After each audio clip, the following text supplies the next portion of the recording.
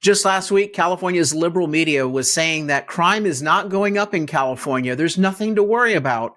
And now this week, the FBI releases the cold, hard data. A double-digit increase in violent crime and property crime in California, with crime going down across the country, but up in California. We've got the receipts coming up and what you can do to join the fight to restore public safety in our state.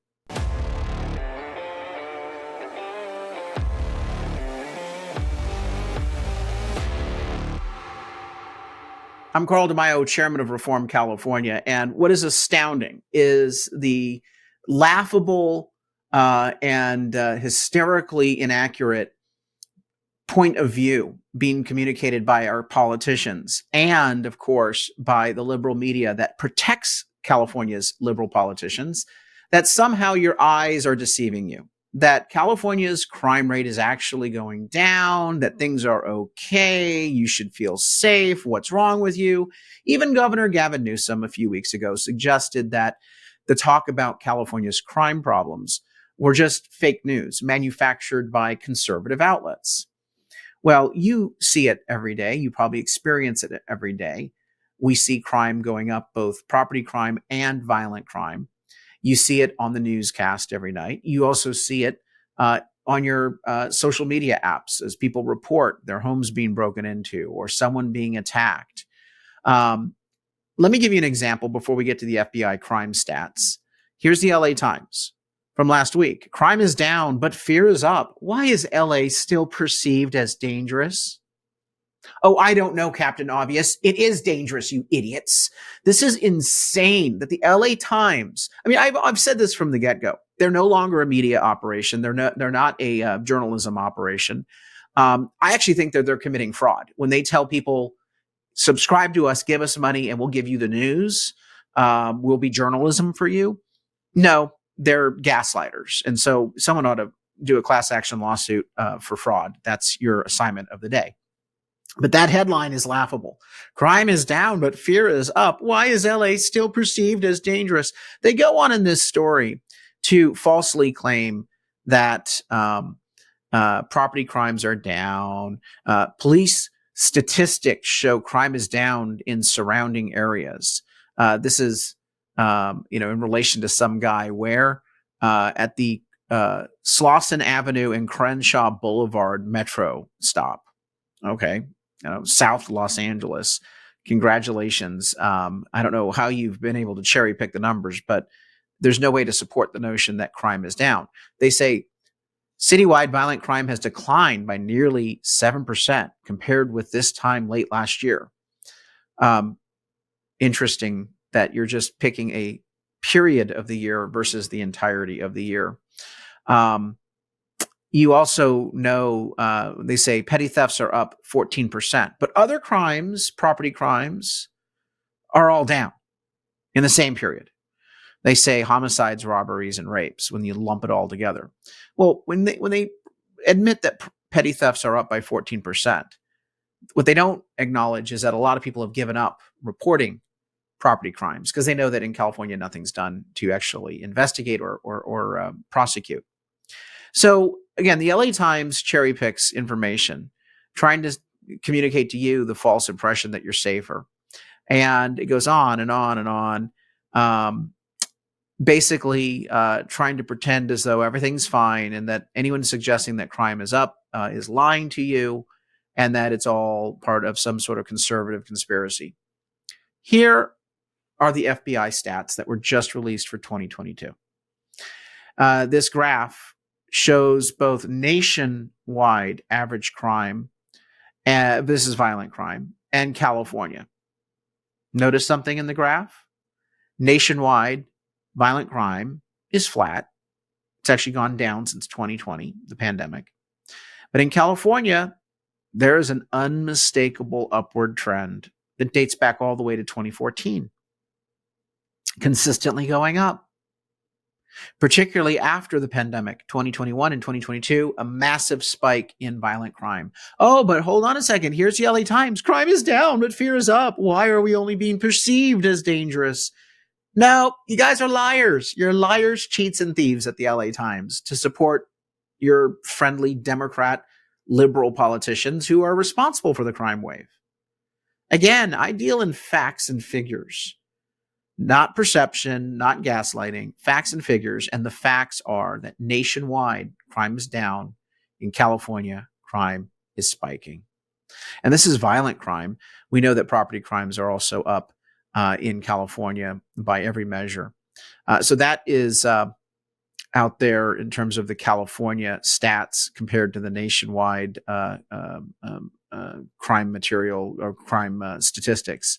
Now, what are politicians doing? Well, as we've covered in other videos, why are we having a crime wave? Number one, Prop 47, we've removed the tools from law enforcement to actually arrest criminals and prosecute them.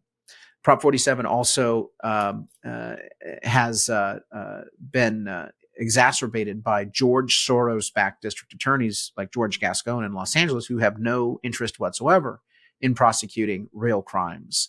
Our Attorney General, Rob Bonta, not interested in real crimes. He's a political hack trying to abuse his office so that he can go after Republicans and do politics from his law office there. By the way, he has an atrociously bad record when it comes to even prevailing on cases. So he files cases he knows are going to lose because he's just grandstanding on politics. You also have Prop 57, which is the release of criminals onto the street. That's also exacerbated by no bail policies. So early release from prison of violent criminals. On top of that, you have no bail policies for local criminals that are detained. They get right back out in a matter of moments to go out and continue to commit more crimes. And then finally, we've abused police officers so much that we now have vacancies on our forces, our police forces across the state, where I've heard from police departments across the country, they say, thank you, Carl. Thank you for sending us the best and brightest from California when it comes to policing and sheriff departments. You train them, we take them, because you mistreat these officers on a daily basis. So those are the reasons why crime has been spiking up in California. And the politicians are doubling down on crazy policies. Instead of trying to give tools to law enforcement to combat the crime wave, they're actually taking tools away from law enforcement year after year after year, including a bill, Senate Bill 81, which allows for the early parole of violent offenders from prison. That was just signed into law 2 weeks ago by Governor Gavin Newsom. It's insanity.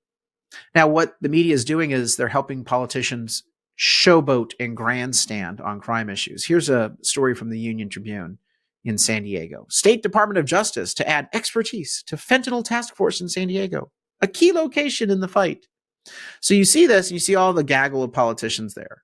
Todd Gloria and Brian Mainshine and Rob Bonta. All these yahoos who support Prop 47, Prop 57, no bail policies, who've disparaged officers, who've changed the liability standards for officers on use of force incidents. All of these Yahoo politicians who have blood on their hands, they are the ones responsible for the policies that led to a crime spike. And instead of saying, okay, we've got to crack down on criminals by repealing Prop 47, put them back in jail, repealing Prop 57, we've got to treat our officers with respect and support them. Nope. They're basically showboating with press conferences like this, showing what? That they're adding some staffers to a blue ribbon committee, a task force. Ooh, the criminals are really upset about that. They're really worried. What are you going to do? You're going to create a study commission, a task force. This is ridiculous. And the idea that the Union Tribune and the media, and they do this in every market, by the way, I'm just giving you the latest example. They do a big deal about, oh, the politicians are taking action against rising crime. Wait, did we say rising crime? Well, yesterday we said it wasn't rising crime, but they care about you and your public safety. Really? Nothing says you care more than forming a blue ribbon task force. If you really cared about crime victims, cared about community members, you would arrest criminals. Then you would put them behind bars, and you would force them to serve their sentence, and you would support police officers. But no.